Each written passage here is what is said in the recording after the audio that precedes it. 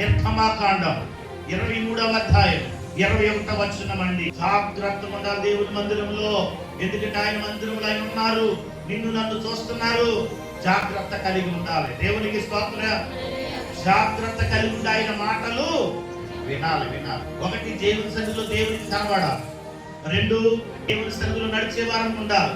3, దేవుని సన్నిధిలో జాగ్రత్తగా ఉండాలి. సంసారంగా మాట్లాడుకోకూడదు. దేవుని సన్నిధిలో మన ప్రవర్తన జాగ్రత్తగా ఉండాలి, మన మాటలు జాగ్రత్తగా ఉండాలి. కనుక దేవుని సన్నిధిలో జాగ్రత్తగా ఉండాలంట. చూస్తే ద్వితీయోపదేశకాండం 9:18 యెహోవా సన్నిధిలో ఏమయ్యాడండి? సాగిల పడ్డాడు. నీవు ఉన్నప్పుడు దేవుని సన్నిధిలో ఏమవ్వాలి? సాగిల పడాలి. మోకరిల్లాలి దేవుని సన్నిధిలో, మోకరించి ప్రార్థన చేయాలి దేవుని సన్నిధిలో, మోకాళ్ళ అనుభవంలోకి వెళ్ళాలి, మోకాళ్ళ మీద ఉన్నట్టు నేర్చుకోవాలి, సాధనం చేయాలి. దేవునికి స్తోత్రం కలుగునుగా. కనుక సాగిల పడేటువంటి వారు ఉండాలి దేవుని సన్నిధిలో. అందుకంటాడు కీర్తన 22వ కీర్తన 29వ వచనం, ఆయన సన్నిధిని మోకరించిన మనం అందరం మంచి పాలైపోయేవారమే. అవునా కదండి? ఒక దినం మనం అందరం ఎక్కడికి వెళ్ళిపోతాము? మట్టిలోకి వెళ్ళిపోయే వాళ్ళమే. ఈ మట్టిలోకి వెళ్ళిపోయినప్పుడు మనం ఏం చేయాలి? దేవుని సన్నిధిలో మోకరించాలంట, మోకరించాలి. అందుకని ప్రతి వారి యొక్క మోకాలు యేసు నామములో వంగాలి అనేటువంటి మాట ఉంది బైబిల్లో. దేవునికి స్తోత్రం కలుగును గాక. కనుక మోకరించే వారు ఉండాలి. ఎలా ఉండాలండి? ఎక్కడ? దేవుని సన్నిధిలో మోకరించి. న్యాయాధిపతుల గ్రంథం 20:26 వచనం, న్యాయాధిపతులు కూర్చున్నారంట, యెహోవా సన్నిధిని కూర్చున్నారు. ఎప్పటి వరకు కూర్చున్నారు?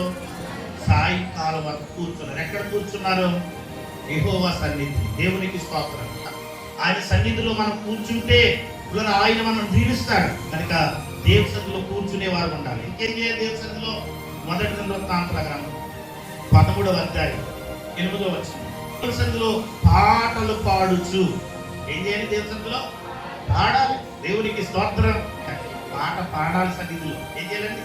పాడాలి. ఇప్పుడు ఎవరైనా పాట పాడతానప్పుడు లేచిన పడి మనం కూడా పాట వెనకాల పాడాలి, చప్పట్లు పట్టాలి. దేవుని మందిరంలో పాడమనుందా లేదా? పాడమనుందా లేదా? పాడాలి. దేవుని సన్నిధిలో పాటలు పాడేవారిగా ఉండాలి. తరువాత పిల్లల యేసుకేలు గ్రంథం 46 ఆరాధన చేయుటకు వచ్చినప్పుడు ఏం చేయడానికి వచ్చారండి వాళ్ళు?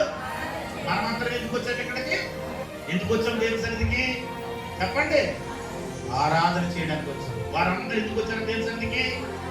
ఆయన సన్నిధిని మనమందరం కూడా ఆయనను ఆరాధించే వారము ఉండాలి.